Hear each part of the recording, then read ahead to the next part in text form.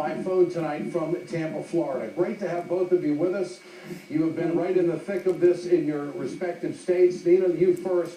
Are you feeling confident that everyone will be able to cast their votes tomorrow? Is there going to be enough time available to do what you got to do?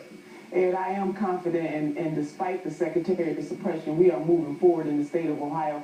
As you have just said, people are standing out in the cold. They're standing with babies in their arms, mothers, fathers, aunts, uncles, grandparents. But they understand this is all or nothing. We are going blue or going home. And since we are not going home, we are going blue. And that momentum that the Romney campaign thinks they're feeling, it is nothing but the force of the door closing behind them, because they're going to lose Ohio. He ought not even come to Ohio tomorrow, because we are going to be with the president. Do you think people in Ohio are mentally prepared for maybe what they went through in 2004?